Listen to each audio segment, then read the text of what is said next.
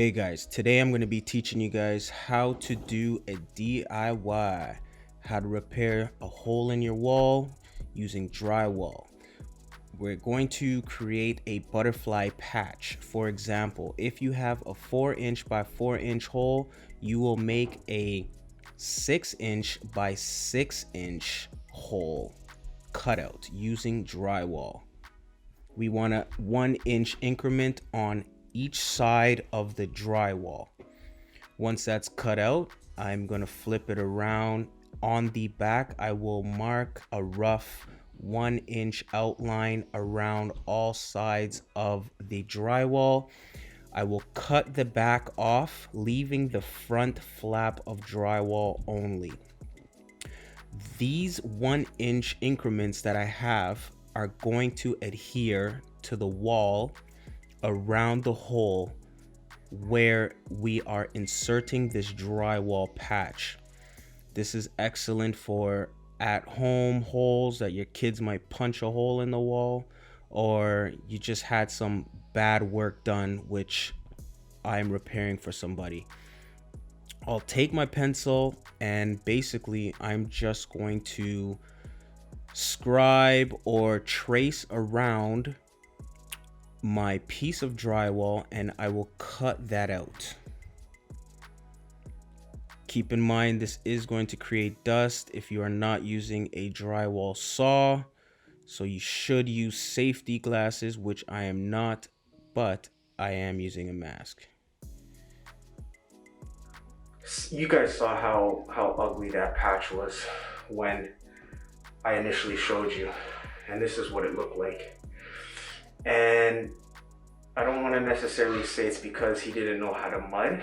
It's probably because his backing. He didn't have adequate backing behind here to hold this new piece of drywall. And that's why it ended up looking like this. When you don't have any backing here, like nothing that will hold this new piece of drywall in here, it won't be pushed through.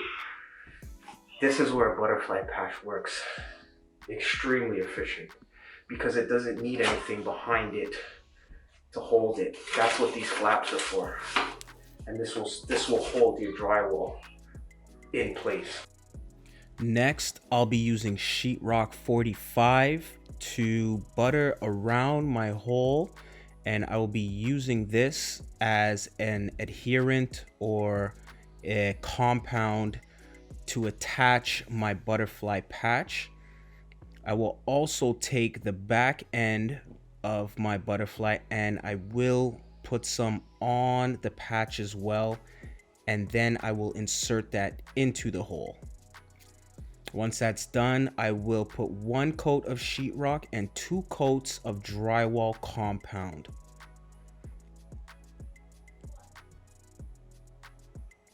Now that I have this coated with a little bit of mud, what I'm gonna do now is when I'm applying my trowel, right? I'm gonna be pressing hard on the top right hand corner. That way I get a nice clean edge. And then I'm gonna do the same thing at the bottom, nice and tight, so I get a nice clean edge at the bottom. Then I'm gonna do a pass in the middle, which will even everything out, okay?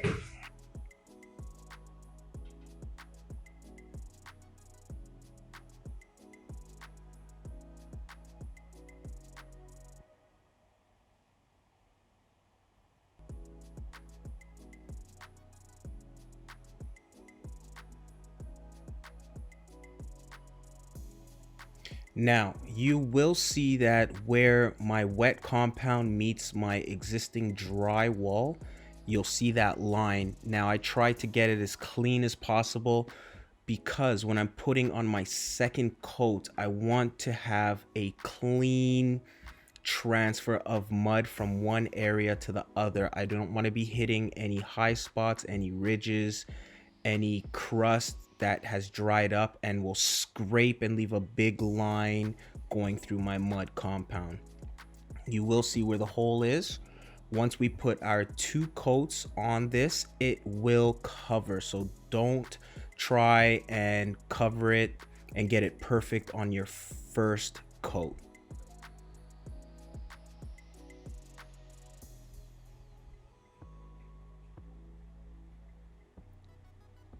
Once my wall is dry, I will scrape off all marks, all depressions, all any high marks, basically any ridges, and I'll clean everything to prepare for my second and third coat.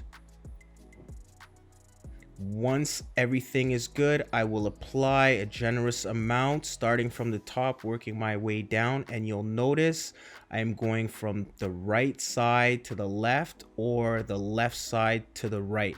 I'm always moving from the outside into the middle of the ceiling.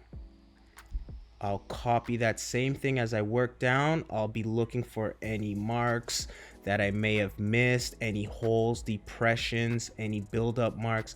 I'm trying to get this clean as possible to minimize my sanding, and at the same time, aesthetically, I'm trying to get it as nice as possible. Now, we do remember it was only a small hole that we are repairing, and I am actually skim coating the whole ceiling as you go down into the basement.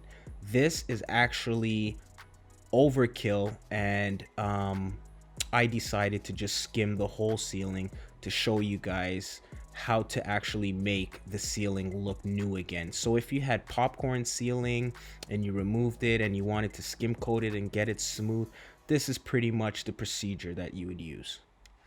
And as you can see, this is a smooth finish. I will take 120 grit sandpaper and give it a light scuff sand, nothing heavy at all.